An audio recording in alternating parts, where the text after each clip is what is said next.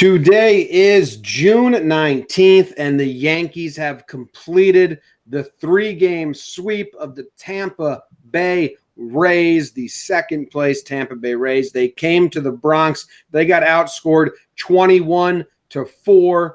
We had 6-run innings. We had complete game shutouts. We had great performances all around. I'm excited. You're excited. Jake's excited. Let's talk Yanks. Jomboy and Jake. Recaps galore for weekly awards. Stat lines, steaming hot takes. Your Yankees news with these two fine dudes. It's time for Talking Yanks. Talking Yanks with old Jomboy. Jomboy and Jake. Talking Yanks with old Jomboy. Jomboy and Jake. What is going on, everybody? Thank you for clicking play and joining us today because we got a lot of good things to discuss. It's been a fun start to the week in Yankee land. Monday, win. Tuesday, win. Wednesday, win. A lot of winning. Jake beat the Rays, which was supposed to be a tough series. You know, the battle for first place. Don't think so. This episode is brought to you by Trevor Flory, Jake. Flory. Sam Eckstein.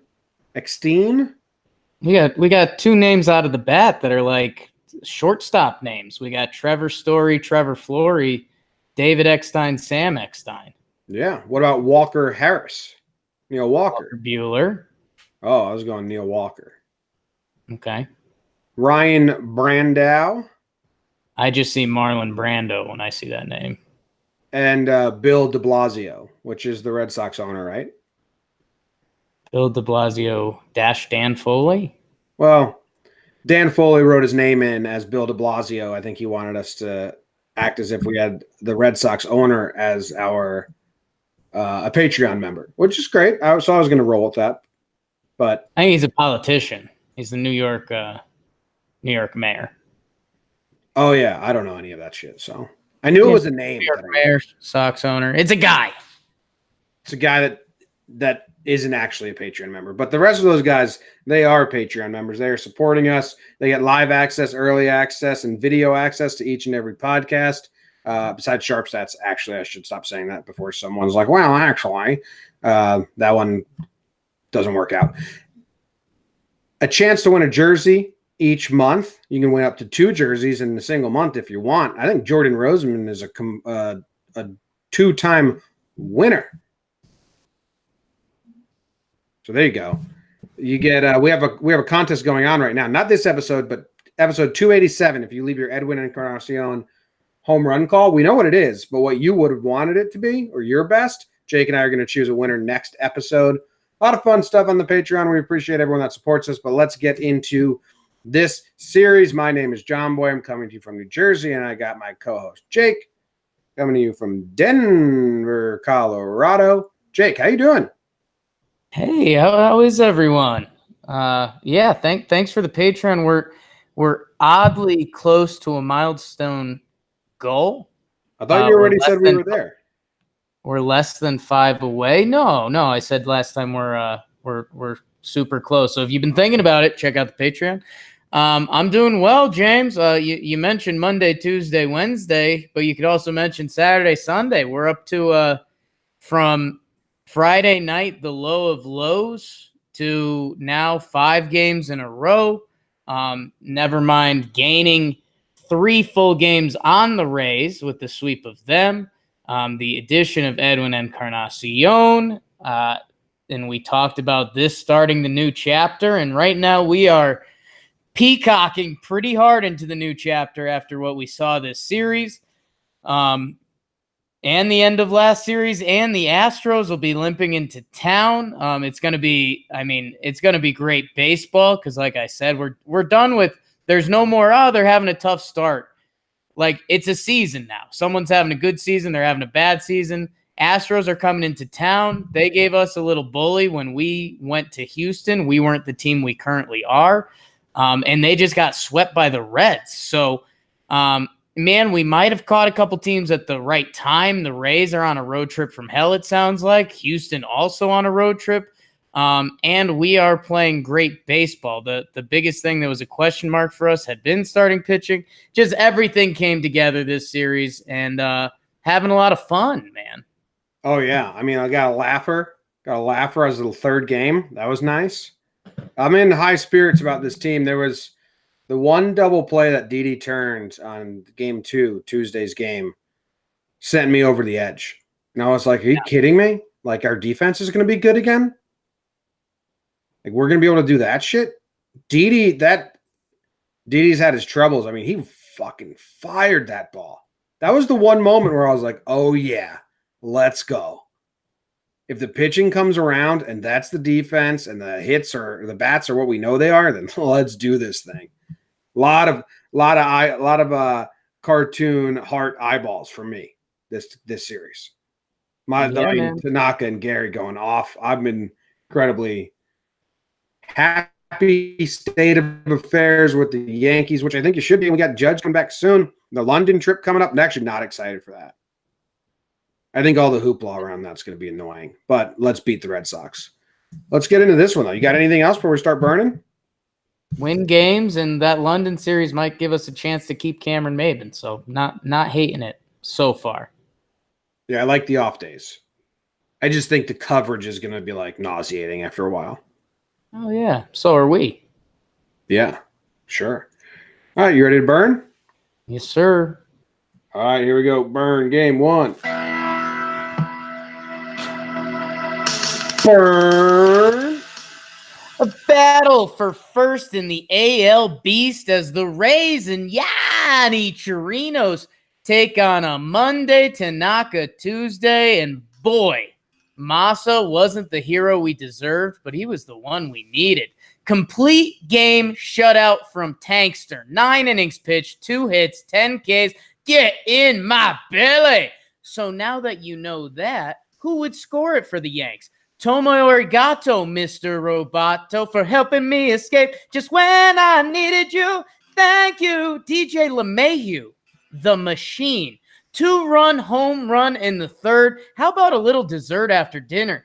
Cameron Maben, how can you be true? Oh, Maben, solo homer for you. Third game in a row, and 3 is the lucky number, Jim, as the Yanks take game 1. 3-0. It's a great game. What was that DJ reference you did? I didn't catch that. Was a DJ song in there? Yeah, Mr. Roboto. How's that tie in the DJ, though? Machines are robots. He's a robot. Oh, there you go. I figured. Saw that light bulb go on above your head there. That did not connect for me the first time. I was searching for it. I thought it was a song about it. I was searching for a DJ spin because it was a song. That was by a famous DJ. A lot of robot machine references. And then you did the Get in My Belly from Austin Powers. So I thought you were doing like the Japanese. When you started doing Japanese, I thought you were doing. Yeah, I might have to take Austin Powers references out because those are too much for you. That gets you too excited.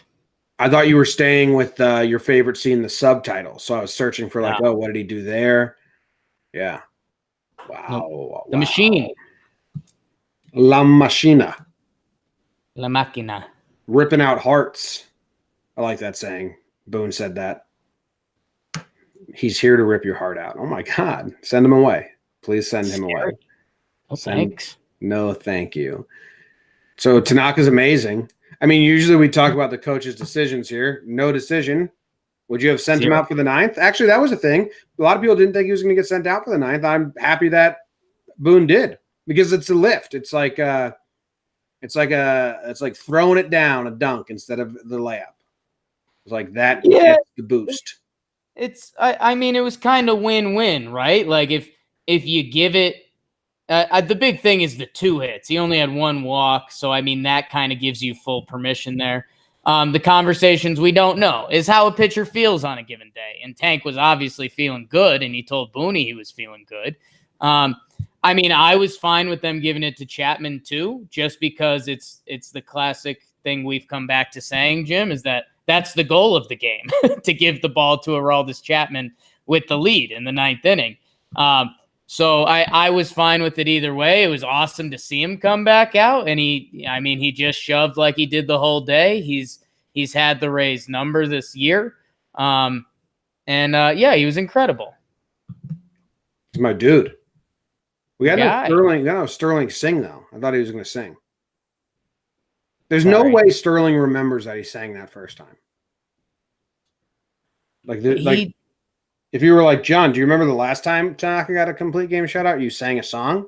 He'd be like, what the fuck are you talking about? You have no idea. No idea. So let's play it just for fun. The sun will come out, Tanaka. Bet your bottom dollar with Tanaka.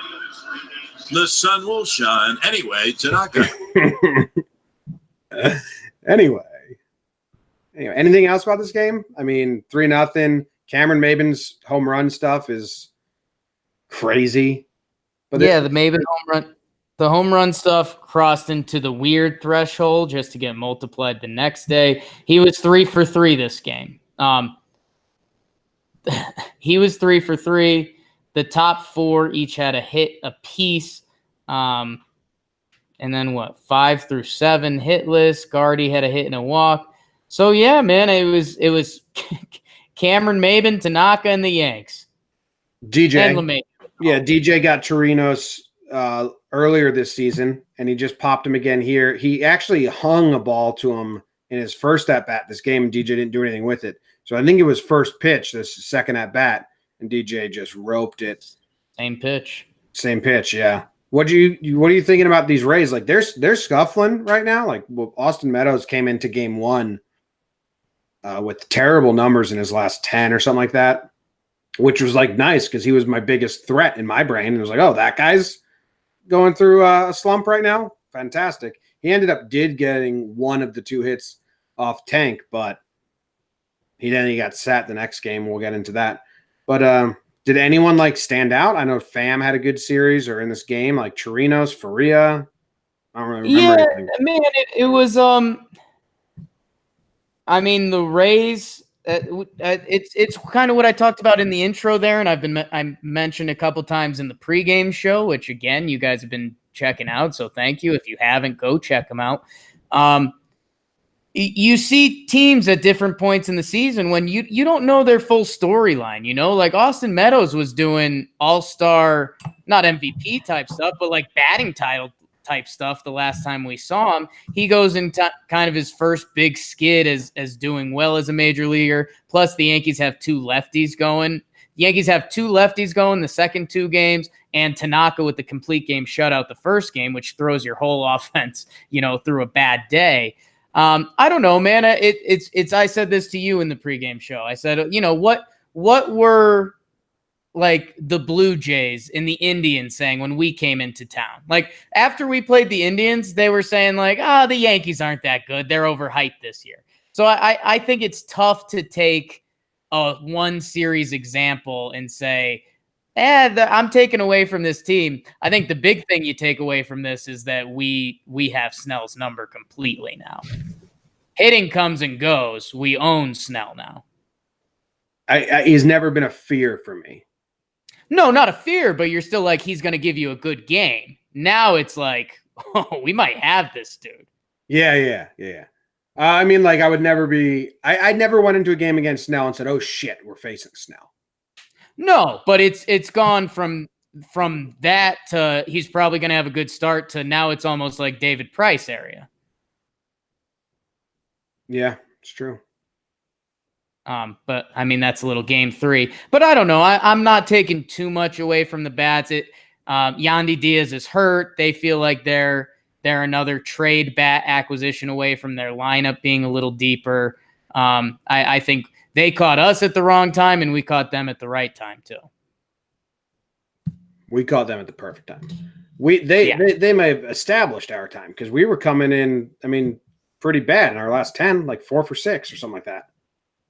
Yeah, but we saw it, man. I mean, when we won those last 2 games, and then Edwin was coming down, and Giancarlo's coming back for this next game we were talking about, like.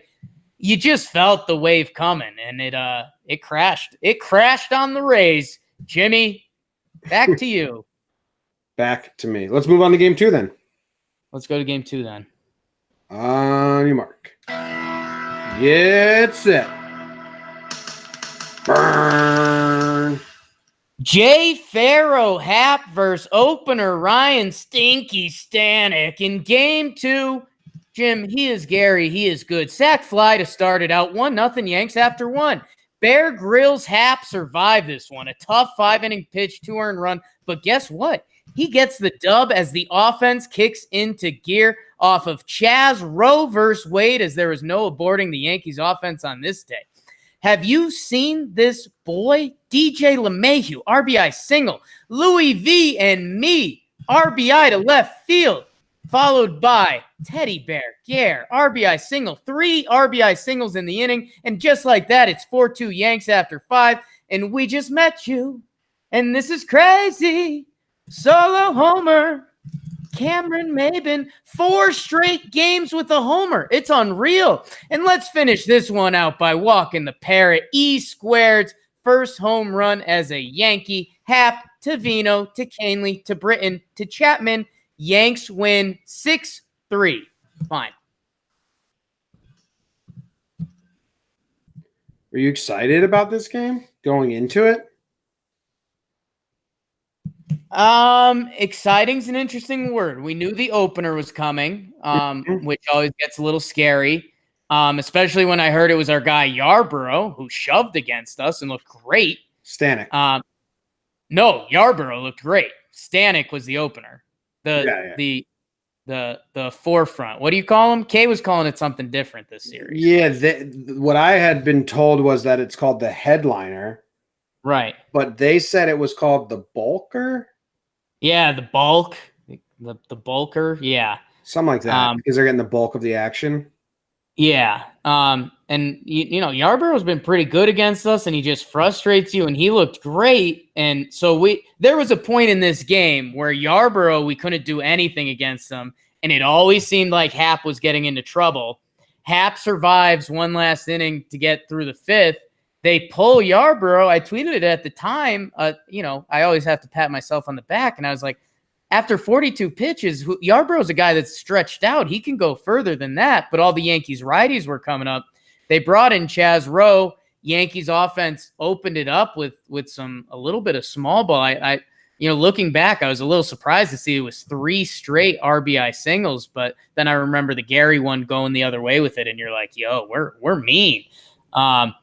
But Yarborough coming out was huge. I'd say the first few innings of this game were uneasy. When we got the lead, I mean, it was game over. Yeah. Well, what did you think about Hap's? How do you assess like Hap's outing? And then I was about to call him Girardi. Boone going Hap to he went Ottavino, Canely, Chapman, Chapman, like the four horsemen. Yeah, and I think they dropped the stat today that when those 4 guys pitch, the Yankees are 11-0. Yeah, I think I saw that too. So that's pretty incredible. I mean, you love it.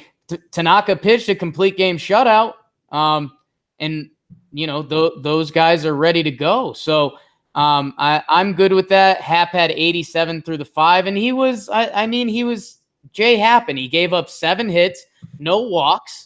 And he only had 3 strikeouts, and he was in trouble. He got out of it a lot of the time, but you know he was a big hit away from this being 5 innings pitched 4 earned runs. But he doesn't do it. We'll take the 5-2 with the rested bullpen, and we'll go with it.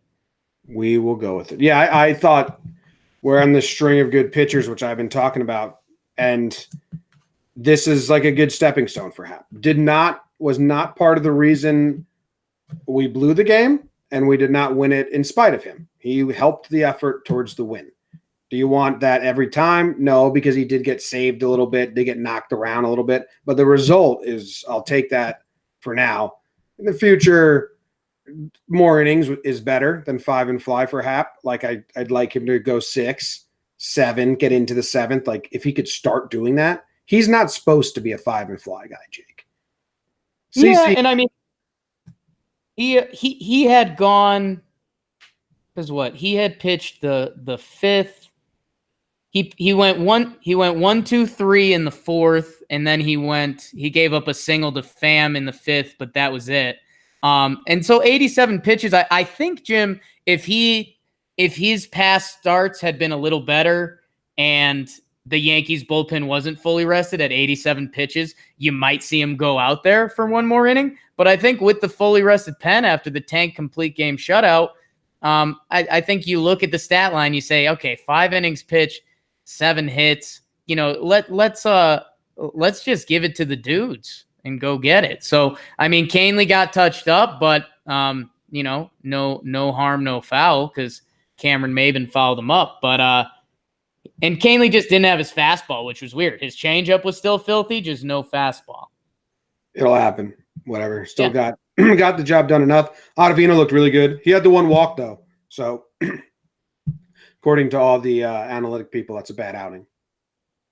Yeah, it was. I don't know. I liked it. It was the first time it felt like we saw a full wiffle ball out of Vino in a little bit. I don't think it's a bad outing. I don't care if every single time Ottavino pitches, he walks one and gets the other 3 guys out. Like he's a reliever. I understand that it makes his walk per 9 horrible. He only pitches 1 inning at a time. So why would you judge a reliever on his walk per 9? I never understood that. Yeah, and I mean, the other thing that I don't know, I guess the analytics world still doesn't fully have their minds wrapped around is, I mean, he walks Heredia, and by the way, who's on deck? Mike Zunino, who's batting 179 on the season now. Yeah, being careful with a guy when you know you're only pitching for 1 inning, you be careful with the guy. Yeah, so it's I don't know. It's not worth getting into Twitter fights over that kind of thing if you want to worry about it. Eye test showed me that he had his best stuff he's had in a little while, which is a good thing. Yeah, I made a nice overlay of like that slider he threw. I forget who it was to. Was it Zunino? I think it was Zunino at the end. It was nasty. Tommy Canely walk double, but then he got out of it. And then Britton actually single hard ground ball back to him that he spiked to Didi, threw him the old sinker to Didi. Didi had a nice pick to get the out at second. Then ground ball up the middle, the one I was talking about earlier, to Glaber, tosses it to Didi. Didi does the spin throw and chucks it for the inning-ending double play. We're in a 2-run game there, guys, and that's a really nice play. Saves Britton. I mean, Britton's a ground ball pitcher, so the defense needs to do that for him. But that was a really nice play. Yeah, it was amazing footwork, and I think I don't know. I mean, they definitely get 1 there. To get 2 is very impressive, and I mean, you save Zach Britton bullets if you would need him tomorrow or another day, or if an inning can get away from you after that. So yeah, it was raw nice. Yep, and then Edwin adds a little extra run there, a little padding, finds the short porch. Did you hear that? All of his other 22 home runs at the stadium were to left field or center. Yeah, I thought that was pretty wild. You wonder because you and I said that in the pregame show. We're like, wow, it's cool seeing Edwin go the opposite way. We'll see if he uses that. And his face kind of had that look on it too, like, wow, the short porch is nice. So it'll be interesting to see if that's the outlier or if he starts to work a couple of those in, because that wouldn't be a terrible thing. Would not. Chapman closes the door down. What'd he throw? He threw 11 pitches, 3 strikeouts, 2-2, got him, 1-2, got him, 0-2, got him. Chapman looked pretty good. Yeah, 19th save on the season, 1.3 ERA. He's having a year. 19th save on the season? Yeah. That's a high number for right now.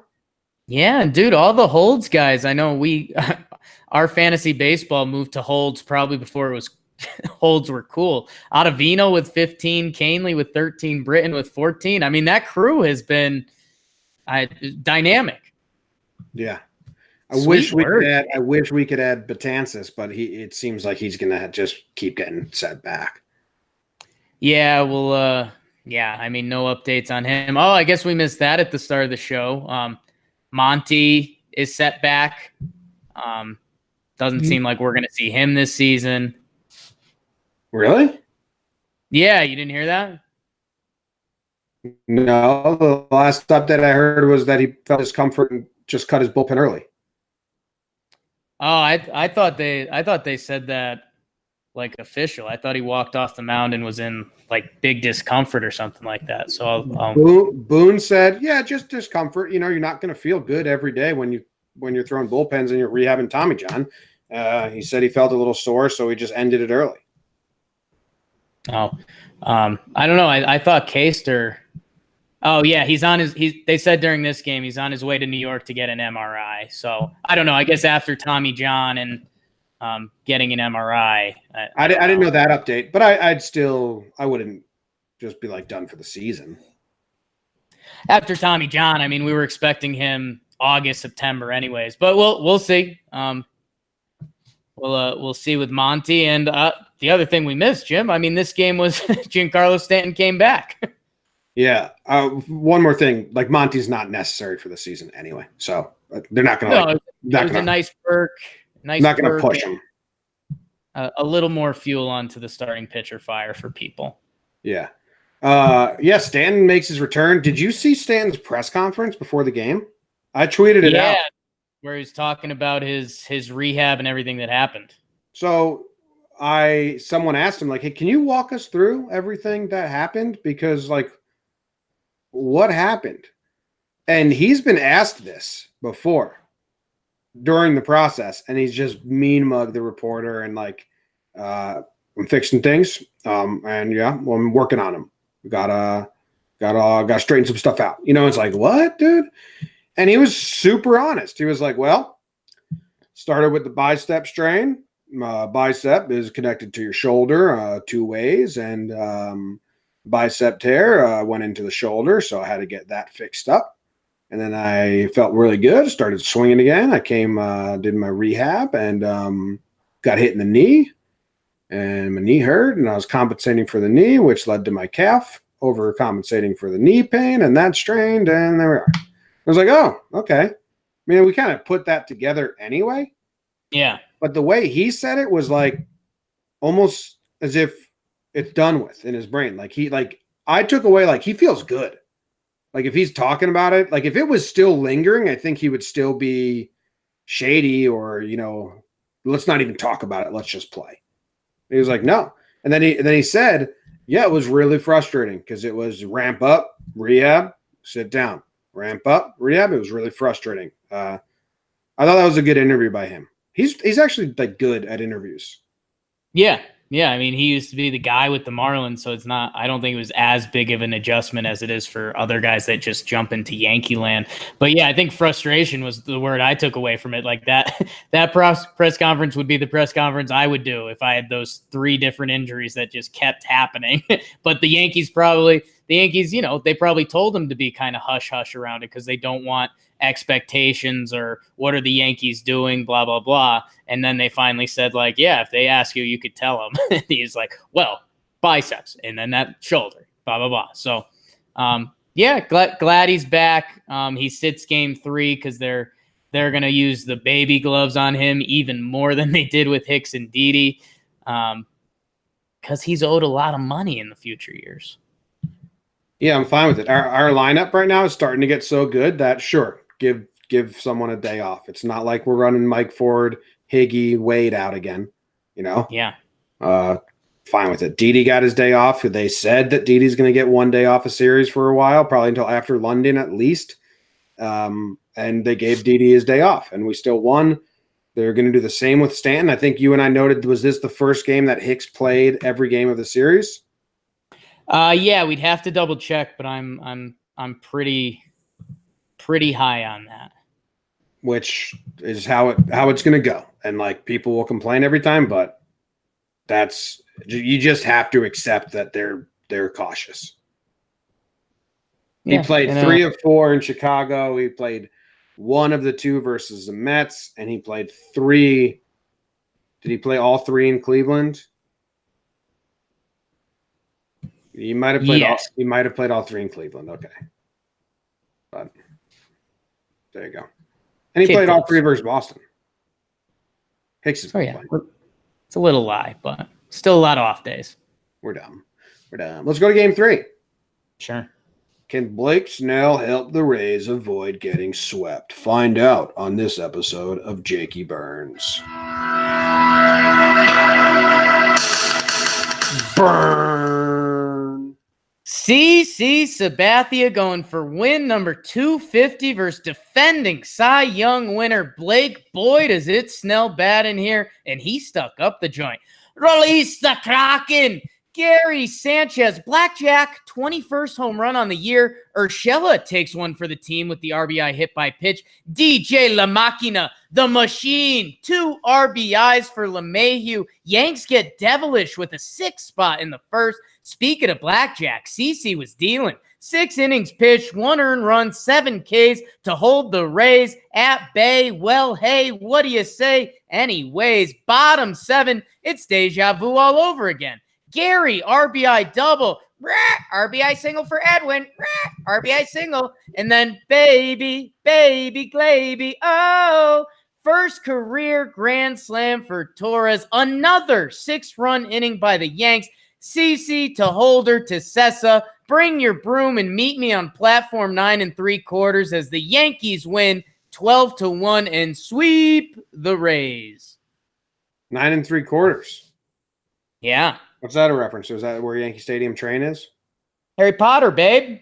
Oh, yeah. Don't feel bad about not understanding that one. It's okay. Parrot voice, huh? Most popular book in the world. The Bible? No, Harry Potter outsold it. When? Check it out. No way. Sorry, bud. I mean, that's not true. Maybe they It's outsold true. it for like a quarter of the year. You're counting every single Bible. Bible's been being sold since 1500s. Yeah. More people. Yeah. The Bible outsold any other book. So, boom. Harry Potter came in 3rd. Do you think Harry Potter can take on the Bible? It's all the Harry Potters, Hank. Still not beating all the Bibles that have been sold since 1500s. Yep. All the websites say you're wrong. Anyway, we sweep. We sweep the Rays. This is good, man. I mean, the Rays thought they were going to come in and take first place. They leave and they're demoralized. They got to go on a cross-country flight sitting on a sweep and then do their West Coast trip. Every East Coast fan knows that those West Coast trips are scary and suck. They'll play Oakland. I wonder who else they're playing. I don't even know. But what a good feeling to be sitting where we are and not sitting where the Rays are. Yeah, man. And same with the Astros who are coming into town. Yeah, I mean, I don't know. I feel like Rays probably had road trip mentality. I mean, 3 at the Yanks and then going West Coast is brutal. They definitely didn't expect this out of Snell. Tanaka shut them down, which he's shut them down all year. Game 2 versus Hap, they had their chances, and then they did us a favor by taking Yarborough out of the game, and we took advantage. And then, I mean, Snell, man, DJ LeMahieu starts the game with a tapper to third, 50-50 play. Third baseman can't make it, and then TFA, things fall apart, man. That's baseball, Susan. Gary, we said it. I said it in the pregame show. I said one of our hitters has to hit a home run in their first at bat versus Snell, and it'll shake them. That's what I said, and Gary did it. I also said Gary's probably going to be the one to do it because he had home runs over Snell. Actually, not even a bad pitch by Snell there. 3-1 fastball count. He throws a down and away changeup that probably would have been, might have been ball 4. I'd have to look at it. I think in my brain right now it's a close pitch. Like it's, well, let's see what the ump calls this one. And Gary smashes it over the short porch. I think he went a couple rows deep, short porch, but not like a wall scraper. I mean, if he can get the barrel on it, he can get it out at any part of the park real easy. He's so good. And then that got him. And then the hit by pitch to Gio with the bases loaded. And then Mr. Automatic, DJ comes up, and he's now like, I don't know, what is he with runners in scoring position? Like 9 million? 9 million%. I think that adds up. Yeah. This game was awesome. And I even said in my post game, the offense was like, yo, we did our job. That's 6 runs. CC, if you can't do that, we don't want to give you too much leash because we need to make sure that you're good still. Boone and co went to every player's and like, let's go a couple 1, 2, 3 innings here, make sure CC can hold a 6-run lead. CC does it. They're like, all right, offense, still don't score anymore because we're going to test Holder out. And this is going to be huge. Can Holder keep a 6-run lead? I think he actually let in 1 run. 5-run lead. 5-run lead. Yeah, CC allowed 1. Holder gets a 5-run lead. Can he do it? All right. Hold off on scoring more runs. Holder does it. A little shaky. Little error by Urshela because cursed. Yeah, because Holder's cursed. You can't blame the fielders for making errors when Holder pitches. That's where the analytic department, they don't even understand that. They're like, well, his fielders letting him down. No, his fielders want to make the plays, but they're under the spell of the Holder curse. Like, you'd have to Geo for that? That's nuts. You'd have to read the Harry Potter books to know that. Number one selling series in the world, but not altogether has not outsold the Bible. The Bible still remains the world's most purchased book of all time at 6 billion copies sold. Harry Potter fans consider their book the Bible, though, official. The selling book of all time. Yeah, and we'll I don't know. It's and then he walks the next batter. Oh, wait, let me finish my thing. So then my whole thing. So then Holder gets out of it. So Boone and Code tell the offense, okay, go have fun again, and they just put up another 6 spot. It's great. Yeah. It's great strategy. Really put Holder and CC in check. Yeah, Holder. Everyone had their tweets lined up for Jonathan Holder, and then he strikeout, fly out to Fam. But yeah, man, a big day for Big C. He gets the 250 win. If that was a burden on him at all, we didn't really think it was. But he just needed a good start, and he gets it. He gives us the 6-2, 6th inning as well. So yeah, I mean, great day all around. I was going in here thinking like it's going to be hard to sweep. It's always hard to sweep. Statistically, sweeps are very rare. Rays, second place team, Snell on the mound. Like, let's inch out a close game. Was not thinking 12-1 victory. Well, we both bet the over in the pregame, so we did both bet the over. We knew something was gonna happen. Yeah, we didn't know exactly what. But something was gonna happen. It was CC or Snell. Snell's like really bad at Yankee Stadium now. He's I mean, something's off with Snell. I don't know if it's. Have you heard his voice? Yeah, kind of. It completely threw me for a loop. It's not who I pictured him personality-wise at all. He's such a kid. He does the video games and stuff. Don't let that manly goatee fool you. No, he's kind of got like an evil Jafar goatee anyway. That's hot.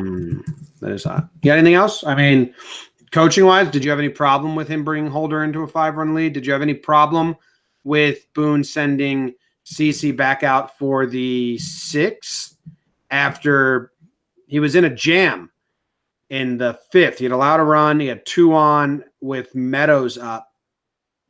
And if Meadows did something there, it could have been, if he hit like a single, 2 runs would have scored. It would become a 6-3 game.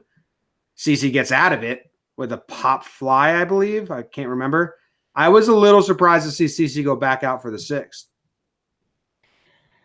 Yeah, I mean, again, it's a 6-1 lead. That helps, of course. Yeah, I think if it was a little tighter, I think 5-1 they still let it go. 4-1 probably not. But yeah, he goes 1, 2, 3. Garcia, Adames, and Lowe strikes out Lowe. 3 pitches too. So yeah, man, it's CC's pitch count is always going to be a conversation. But he I don't know, he settled down and he did it, and that's good. Because I don't know if we're talking about him later, if it's an award or outside of awards, but couple different big things for CC in this start. And 5-1 looks so much, or 6-1 looks so much better than 5-1. Yeah. So good for CC. Strings 3 more together, and it's like, hey, CC is the best to ever do it again. A lot of CC Hall of Fame talk on the post-game show. Boone said he's a lock. Jack Curry, who has a vote, said that the 250 wins really help. He said Hall of Everyone Fame except Clemens. Yeah, he said Hall of Fame voters like big, juicy, round numbers. That's what he said. You think he's a Hall of Famer? Oh yeah, guarantee. I think when we saw you mentioned juicy round numbers, when he's only the third lefty ever to get 3,000 strikeouts. I mean that's it. That's all. More beers, more cheers, man. That's it. That's all. All right, let's go to awards.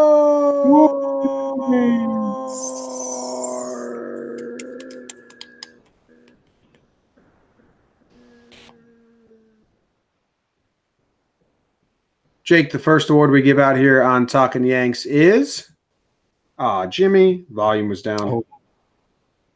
Pride of the Yankees. Pride of the Yankees. Pride of the Yankees. Yeah. And it is Wednesday, so you get Yes. to go first. Heathenism too. Wow, I wasn't going to go there. It's out. You went there for 3 months. You can't stop. I mean, you can't. I don't know if it's. You can't take away the invisibility cloak from Harry Potter after he's been. I wasn't going to call you that. I wasn't going to call you that. So, Jimmy, you can backpedal all you want, and you'll probably saving your anger for this. But the pride of the Yankees is Masahiro Tanaka. Oh, I'm totally fine with you grabbing him. It's complete game shutout. Those don't happen in baseball anymore. 2 hits, 1 walk, 10 Ks. It's a dominant complete game shutout. We went through his complete games. He had another one against the Rays that was just like every category was a tick worse. I think it was like 3 hits and 9 Ks. And we're like, okay, so this one's by default a little better. And then he had another one that was only, 3 strikeouts, but it was less pitches or something like that. 7 pitches versus the Red Sox, 3 hits, no walks, 3 Ks, I believe. Yeah, and I think this is arguably his best start as a Yankee. It comes against the second place Rays, who if they won this game would have been in first place. And it came at a time you've been given. I think you gave Chester and Nad Chester and Nad. Imagine Chad and Nestor, your pride of the Yankees last week for their Sunday start against the White Sox that saved us from having a sad episode. Tanaka opens up this series, starts a starting pitcher train. And I mean, it was just beautiful, man. It was just beautiful. It was never in doubt once he started rolling. And there's not much else to say. The only thing I wish was that when that band was here, the Japanese band in their cool Tanaka outfits, the cheerleaders. I would have loved to see their celebration if they were there for this game. That was the only thing that was missing for me. But the Tanaka Gary hug on the mound is a really good second place. Really nice. Can we talk about his post-game tweet? Yeah, I'd like to talk about it verbatim. Yeah, the Instagram, you got to go to Instagram because their translations are poetry. With Twitter translations, they're probably more accurate, but suck. Yeah. I mean, I posted a video of me reciting this already, but I'll just do it for you guys here. Yeah, because it is beautiful poetry. I've pitched into the blaze. First win of the season with complete seal. I was able to keep standing on the mound until the end of the day, and that was helped by my wonderful swords. I picture that in my head. I got like a warrior, like there's some mist around, slight mist. The mist is moving so thick you can see him walking in and out of it. It's just really powerful stuff. And it took my breath away. I like how, I pitched against the Rays. They translated that I pitched into the blaze. They should change their name to that. The Blaze. Tampa Blaze? Are you kidding me? Yeah, it's and then first win of the season with complete seal. Like, yeah, you did a complete game, man. You sealed it off at the end. It was complete seal. There was never a doubt about the seal after this one. What was his lingering afterglow one? Because I remember that. That was early in the season. Well, it was last year. It was last year, and I remember that one flooring me as well. Yeah. He's a good guy. He's just really... Yeah, this is it. So this is from last year. Here we go. Versus the Mariners. Today, I was able to control the ball while keeping good focus. I would like to soak in the afterglow. I would like to soak in the lingering afterglow tonight and be sure to adjust it again for tomorrow, the next time I pitch. Yeah. I would like to soak in the lingering afterglow. It's beautiful stuff. If you're not following Tanaka on Instagram, and us, follow us both. And we saw him in a suit for Hope Week with that big old smile, having a good time. So big 3 days for Tanaka. I think the Yankees are now 36-10 on Hope Week. Yeah, their Hope Week record is pretty unbelievable. I also I do like analytics, but Hope Week gives you good vibes. Oh yeah, can't measure it. Who's your pride, James? My pride of the Yankees? Yeah, that's next. Do we even have to ask? Oh yeah, I took Tanaka. Okay, well, Gary Sanchez. This was a series of my heroes tugging at my heartstrings, cartoon hearts. Want to know why? Gary had 6 RBIs. Yeah. He had a first inning home run off Snell. He had a hit in every game. 2 RBIs in game 2, 4 RBIs in game 3. He had a home run.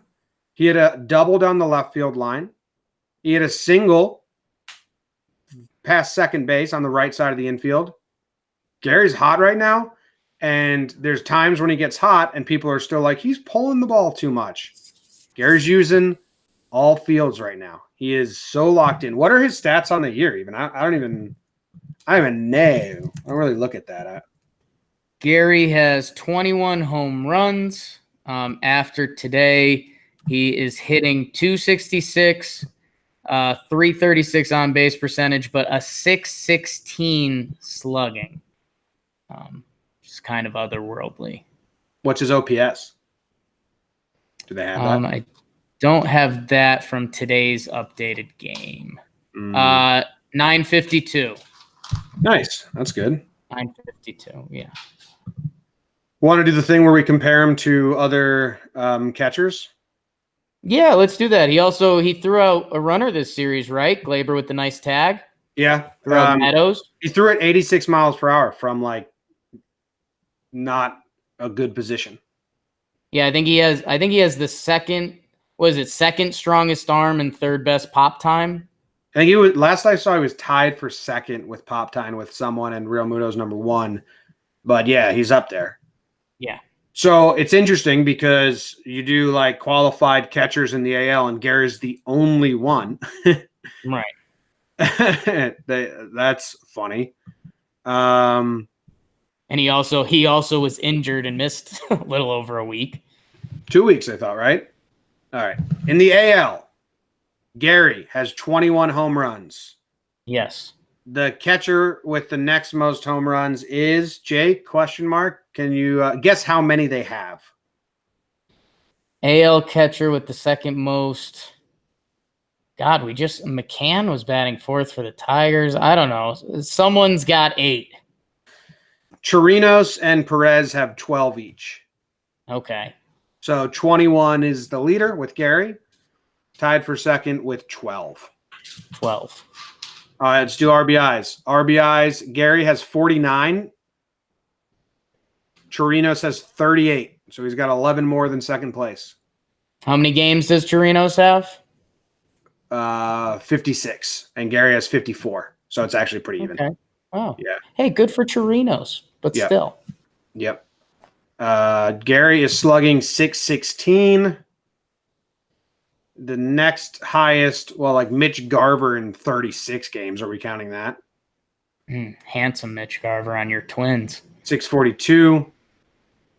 Yeah. Just a reminder that to compare Gary to catchers. Just my once every 2 week reminder. Don't compare him to right fielders who don't have to do anything but hit.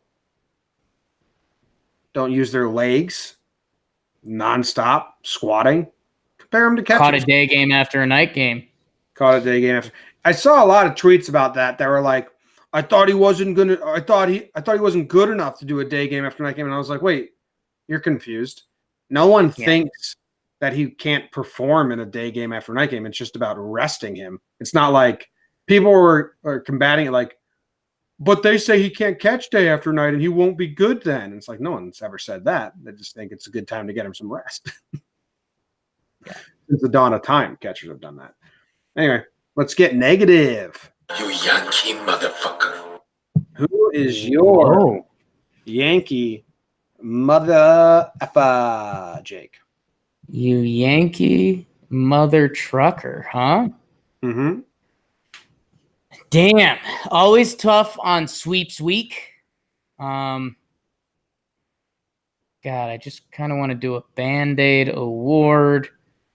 Hey, you know what, man? Yeah, hey, you know what? Hey, Jimmy, you hearing this? Have you heard this one? Yeah. It's tough because I'm a friend of the family. Wow, let me do I'm that. Gonna give it to Aaron. I'm going to give it to Aaron Hicks. You don't want me to take that burden off you since you're and Joe Hicks are boys? But Joe understands because Joe Hicks and I are really close friends now, and we know that his brother is capable of so much more. It's Aaron Hicks. After today's game, Jim, his batting average now dips to under 200. He's hitting 198. That OBP is still there, 299. So, I mean, once he connects with a few hits, he's going to be back to Aaron Hicks level. And he's doing solid stuff in center. He somehow still scores 2 runs today. So that's good. But it's now, Jim, you always know Yankee fans are looking for the next thing to complain about. And right now, Hicksy's in the crosshairs because we have all these talented guys in our lineup now that if Aaron Hicks is slumping and taking at bats in either the 3rd or the 5th slot, that's what people are going to complain about. So it's always tough during a sweep. Hicksy, get that stick going, babe. I can't believe it. You make a new friend, and just like that. I'm sorry I have high expectations for my friends, Jim. Make new friends and keep the old. Just joking, Joe Hicks. Your brother was the Yankee motherfucker. Who's your Yankee MFer? It's Luis Sessa. If there was ever a time for Luis Sessa to pitch terribly, horribly, it was when we were up 12-1. He gives up 4 runs. We win 12-5, and Luis Sessa gets demoted, DFA'd off the team, and Cameron Maybin stays. Instead, Luis Sessa goes out there and pitches 2 innings of scoreless ball. You motherfucker, be bad when we need you to be bad so we can make this decision easy. That was so messed up by him. Ladies and gentlemen, you may know me as the schmoozer BSer. That's an all-time cop-out. That's true. That is an all-time cop-out. I'm impressed. It's true. Put this on the soundboard. I got to stop rubbing off on you. That's wow. Get out of here, Sessa. Why'd you pitch good? Wow. Hoping you gave up a grand slam, you're DFA'd. I'm team Cameron Maybin, which means Sessa's got to get the boot. This is so messed up. The Rays weren't even trying. It was mean of the Rays, too. They were thinking about their cross-country flight. Sessa had him in a great place. Lucked out. Wow. Yeah, it's bullshit. It's bullshit. All right, next award. What's your first award? Man, that took my breath away a little bit. My first award is going to I gotta do it. My first award is the Hooch is Crazy Award. Okay. Hooch is crazy. Any guesses? I'm hoping it's not DJ because I have one lined up, but I think it's DJ. It's not. Okay, great. Well, we myth busted. Jimmy, the award goes to Brett Gardner. If you don't know that reference, that's from an episode of Scrubs. A couple good gifs and memes out there. Maybe the kids know it through that. Who the hell Jimmy put bouillon cubes in the shower head? Was it you? Was it you? Go check that out if you haven't watched Scrubs. A lot of silly jokes in there. Some miss episodes. I can admit that. I'm man enough. Anyways, Jimmy, we're in a 12-1 game against the Rays. Yeah. We've confirmed a sweep. Yep. Brett Gardner comes up with 2 outs in the 7th inning and hits a tapper to first. He Charlie hustles it out of the box, does his dumb not safe head first slide into first base, and beats it by not even a half step. The Rays reviewed it just because they were so miserable, and they're like, we have to review this, right? One of the oldest guys on the team, the longest tenured Yankees. Everyone wondering, why is this guy on the team? Why do we pay him this money? I'll tell you why, because he's a fucking nut job leader. And he plays great defense. And he's the kind of guy you want in your clubhouse. You know what? You're right. He shouldn't be batting leadoff. You got me. Nobody wanted him batting leadoff this year. We wanted him as our 4th outfielder. And he's about getting to that role. Luckily, Cameron Maben helped him get to that role with how nuts he's been playing. But Brett Gardner, man, what he does in the clubhouse and on the field to keep the kids aligned. I mean, think about what example that is. We see happy puppy dog Glaber after he hit his first grand slam today. One of the happiest, jovial people you'll ever see within the constructs of a baseball field, besides a kid in the stand with cotton candy for the first time. And he sees Brett Gardner motoring it down to first in a blowout. The analytics guys don't want to hear this. The people that hate old people don't want to hear this. Gardy is so good for this team, and he's not leaving. Don't plan a world where he's DFA'd. It's not going to happen. And Jim, here's the kicker. For the past 27 games, he's been great. The past 27 games, Brett Gardner's hitting .299 with a .367 OBP, a .931 OPS, 4 doubles, 2 triples, 5 homers, 20 runs scored. Gardy. It is like Paul O'Neill said, some things you just can't turn off. Like, it doesn't matter what the score, Gardner runs hard to first base. And that's why you just implement that in your head. If you're a little kid listening to the show, just implement into your head. You just, from ages 10 to 16, Gardner, someone drilled into his head, you always run hard. And he can't turn it off now. It's stuck. It's stuck. The knob has been broken off. It got stuck on hard baseball. He's conditioned himself. Could be 20-1. He's still going to run hard. And you're right. Like, you're sitting on the bench. You're like 22-year-old Glaber, and you see that. You're like, oh, shit. Is that what we're supposed to do? Now, I mean, I could do without the head first sliding, Gardner. Yeah, I mean, it's dangerous. I was going to give it. Here's a bonus point spin zone, Jim. He was risking getting hurt because he wants Cameron Maben staying on the team. Ultimate teammate. Yeah, that's the ultimate sacrifice. Sessa wasn't man enough to do it. No, Gardner was. There you go. That's Step on my foot. There. Break my hand. Break my hand. We've had a friend do that. Yeah. All right, my next award is the "You're Just Too Good to Be True." Can't take my eyes off of you. Do you know the rest of the song? You'd be like heaven to touch.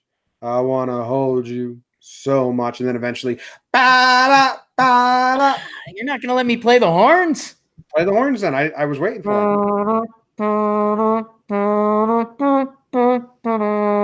I love you, baby. And if it's quite all right. DJ LeMahieu.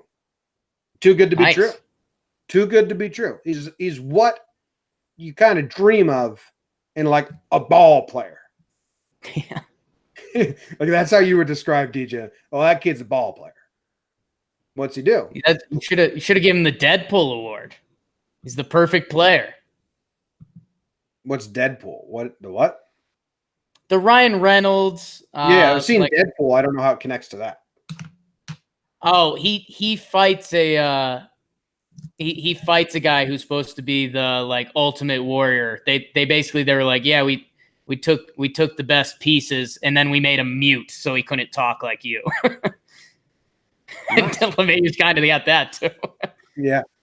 So yeah, you're just too good to be Tell true. us about him. I gotta feed my dog. He heard me making that horn noise and he loves that shit. That's like you've made him when he hears that horn noise, he's hungry. Pavlov dogged him with the horn noise. That's funny. That's interesting. Yeah, I'll tell you. No one can hear you. I'll tell you a little bit about DJ LeMahieu and what he did this series. He opened up the first game with a home run versus Charinos for 2 RBI. 2 RBIs in the first game. Second game, he goes 2 hits, 2 runs scored with 1 RBI. Okay, so he's producing.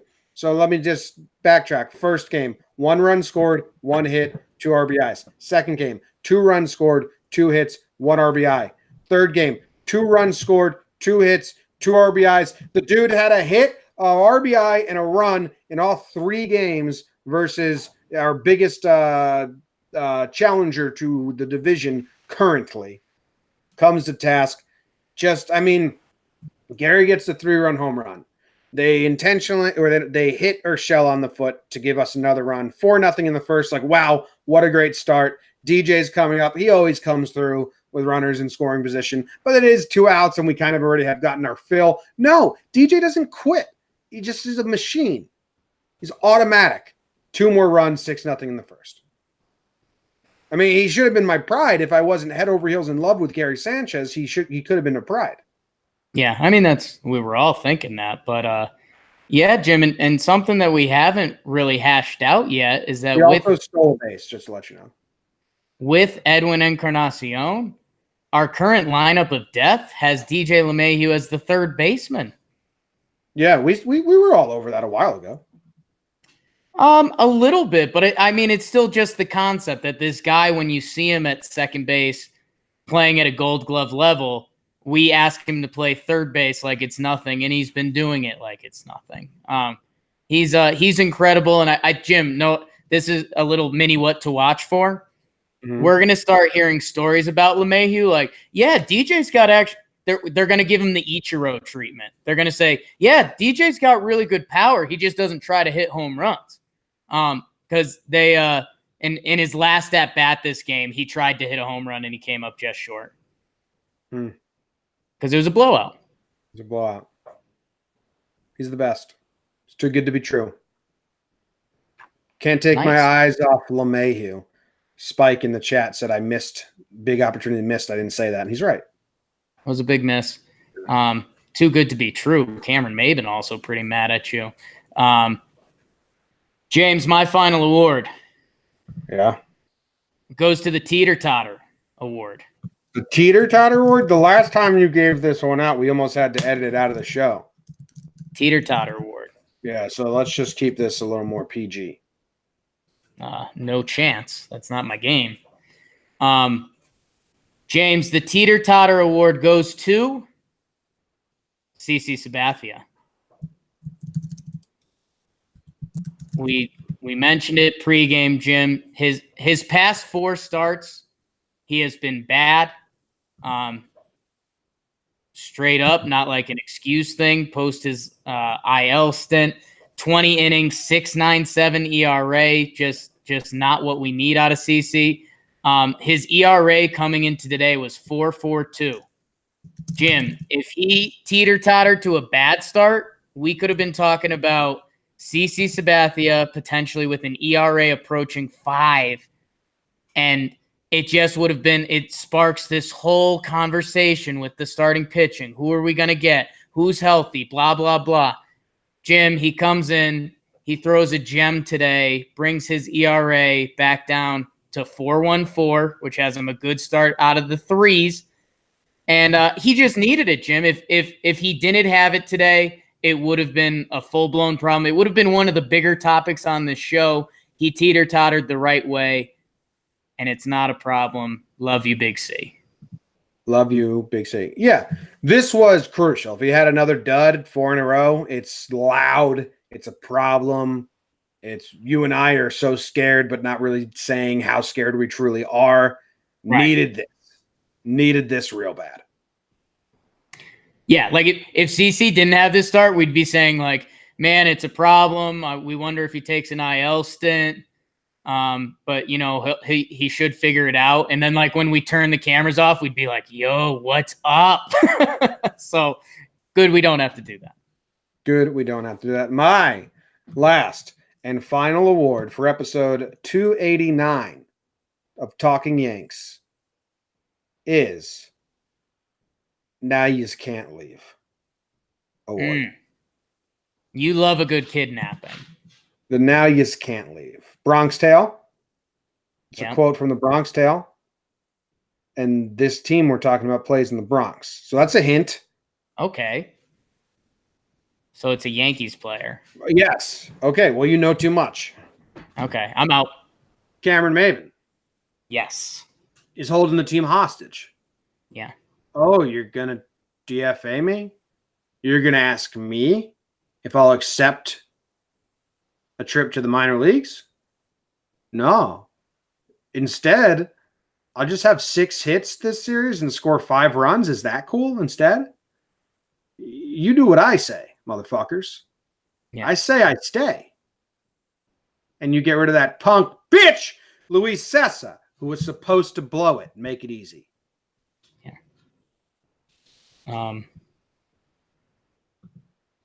It's unbelievable. 6 4 hits, straight. 5 runs scored, 2 home runs.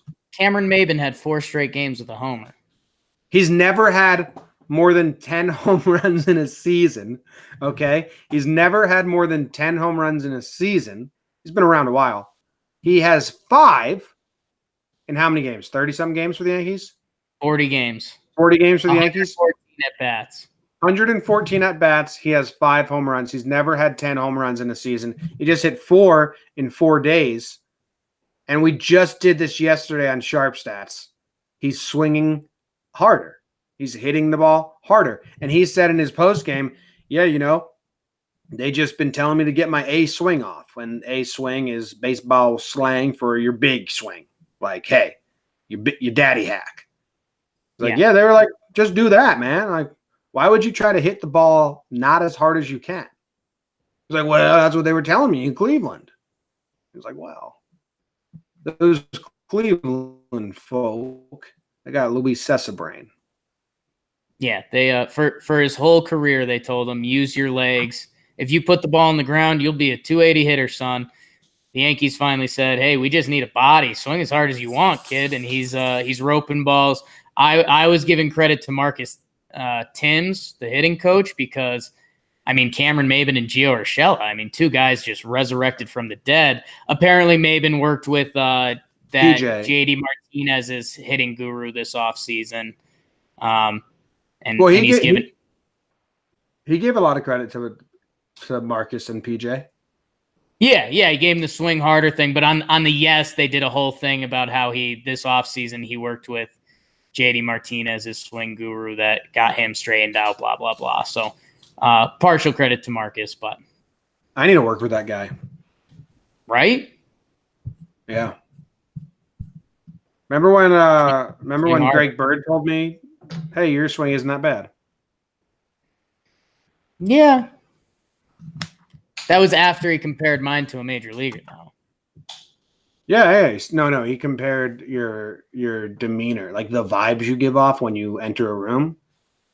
Is like, wow, you got a lot of Giambi in you. Got a lot of Giambi. Hey, people want him as a manager. Yeah. What else? I mean, anything? Who do we miss? Glaber not getting award after how cute he looked. That's a shocker. Happy Did we start Glaber. a snub section. Snubs. Who got snubbed? Yeah, okay. Who got snubbed this week? Glaber for sure. How cute was he? Cute as a button. He only had 2 hits. One of them was a grand slam. First ever grand slam. So that's good. Voit didn't get snubbed. Hicks got motherfucker. Edwin could have got an award for, first new guy. New guy award. New guy hitting a homer, that's normally an award. And Stanton made a nice catch in right field that is good. Yeah, it was more like Clint drama, but it's kind of manufactured, so I don't really want to talk about it. Yeah. Someone told us that, well, actually, some people might not know what we know, so I'll share it. Somebody told us that when you get sent down, you have 72 hours to report. And Will, who writes for us, he writes pregame series previews and stuff. He's been around AAA teams a lot. He says a lot of the established guys take the full 72 hours, and a lot of the guys that are like trying to grind and stuff report right away. He said so because this was written about in like NJ.com and stuff. Jake, like Clint Frazier doesn't report to minor league camps. And he's like, it's so normal for that to happen. Like, so normal. Yeah, it was nice to see Lindsay Adler. A couple other reporters kind of had his back on that because people wanted to make it a thing, but it was normal. Urshela only gets 1 at bat. Is that right? No, Urshela got 3 at bats this series. Yeah, he only had the 1 start. He gets a hit. Yeah, Didi went hitless. We don't really care. Be healthy. Nice footwork. Yeah. Be healthy. Be an athlete. What's the DVD commentary, the World Series DVD moment from this series that makes it onto the DVD? This is just this. It goes blank page and it says chapter 2. I have something that's so obnoxious. Ooh, here we go.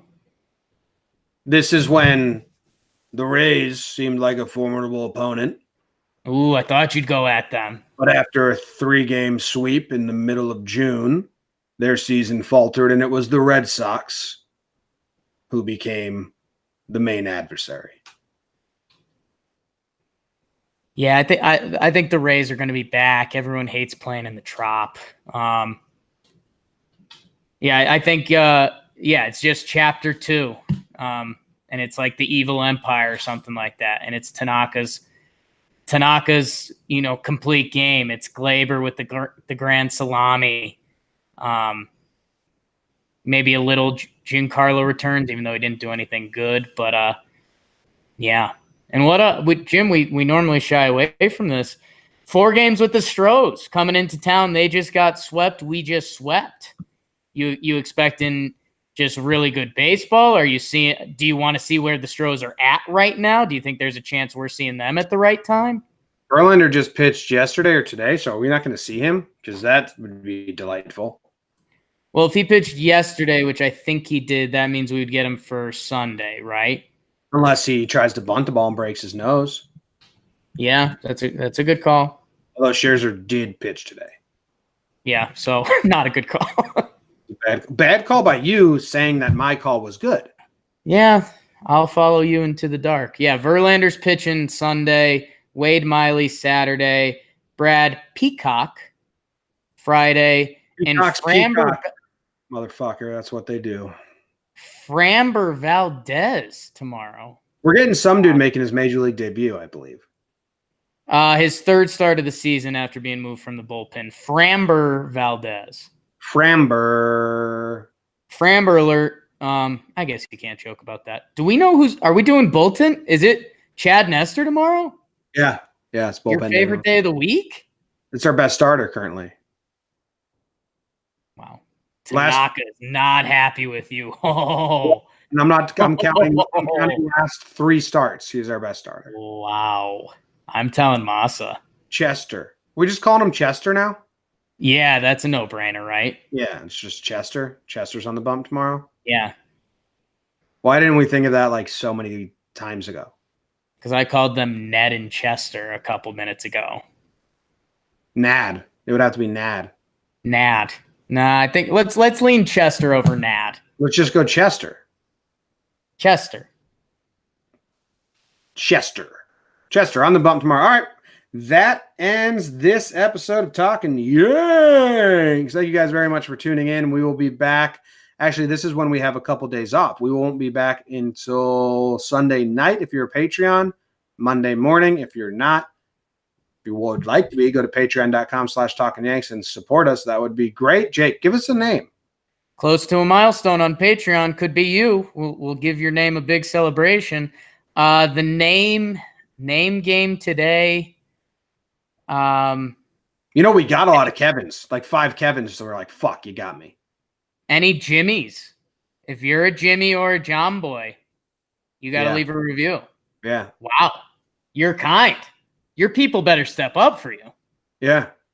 Yeah. This is going to be embarrassing if all the Jimmies don't come support me. Wow.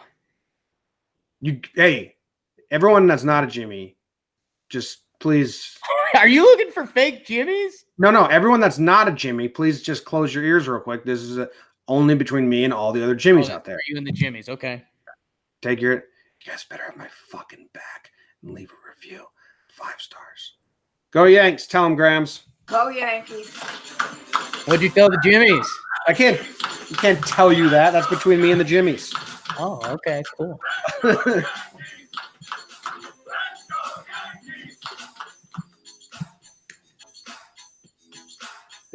We got Daniel Kevin Crowley in the chat. He goes, you got the hell out of me. Kevin's ran deep. He left real. Dude, we had like 5 Kevins. Like, fuck, okay. Got a couple screenshots. Shit cracks me up. Jimmy's better have my back, though, for real. Yeah, like this is, yeah. So worried about Jake Day. They're going to do so bad. They're mad at you, man. You've made their name a slogan for suckiness. I'm one of the worst representations of a name there's ever been. Yeah. You don't even talk good about, you don't talk good about your own name. Orenthal and then Jake. What's Orenthal? That's OJ's first name. Oh, dude, we didn't talk about OJ's video on Jomboy and Jake Radio, but when he says, I've got some getting even to do. Yeah, I said that. God bless. Like, it's scary. Yeah. But it also sounds like a perfect like movie line. Like, he has a really good voice. He can do voiceover acting. Dude, he used to do acting and he used to do play-by-play. Like, OJ was a dude. Then he was a murderer. I've got a lot of getting even to do. Oh my God. Hey man, just don't say that because you kill people. Did you see our dude Norm Macdonald's response to that tweet? No. Oh my God. I gotta find it so I can show you exactly what he said.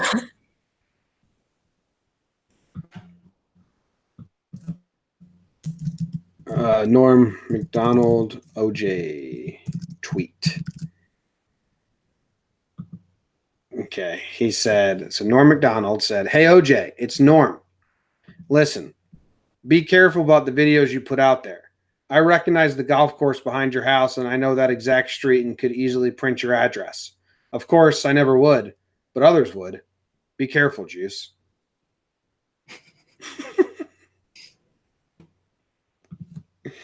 Oh my God. I would never do that. But I think others would. Mm-hmm. Yeah, that's pretty scary, huh? Not scary. We're going to have episode 300 coming up soon. Yes, sir. Is it going to land around London? London's calling and I... Can you map it out? All right, I'll map it out. So today was 289, okay? So that means 289 is Thursday. 290 is Monday. 291 is Tuesday. 293 is Wednesday. 294 is Thursday or Friday. Okay. Then 94, 95, 96, 97, 98. Tuesday, July 9th will be episode 300. Does that go around London? That's post London.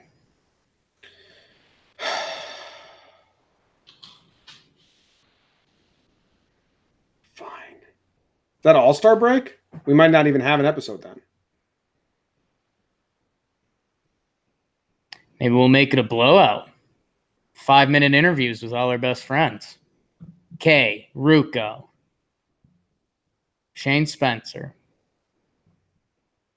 Do we have any new friends? Stucco's our best friend. Stucco's our best friend. Anyone else? John Morant's getting interviewed by Sage Steele. She looks like what he's saying is dumb.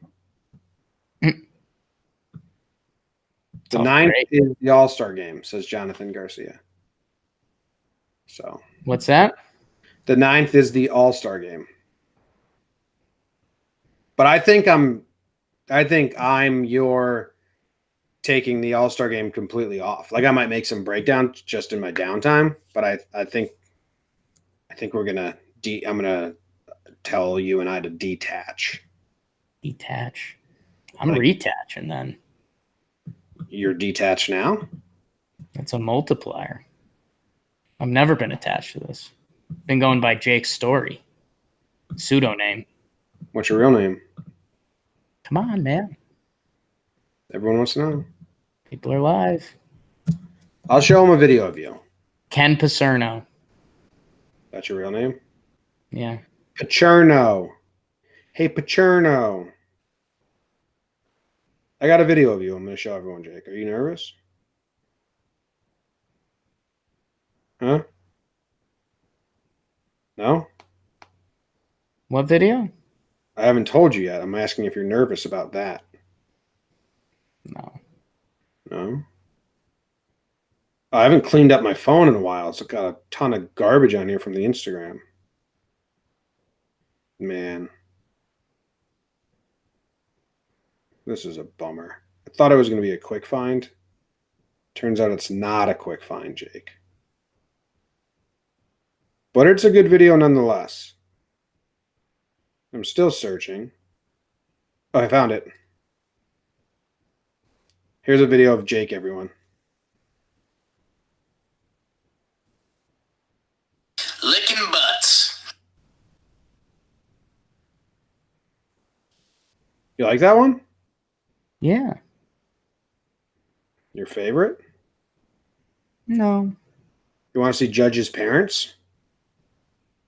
Your son was involved in a car accident. He didn't survive. That's Judge. Sure, you have the right. Karen Judge, yes. Is this his?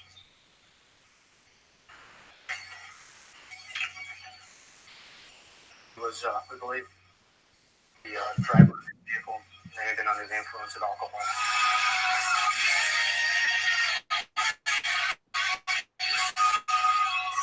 Tough, huh? Judge died. Yeah, I wasn't really watching that. Crazy video. Judge died. I'm out. See you guys. Got to go at it. Bye, patrons.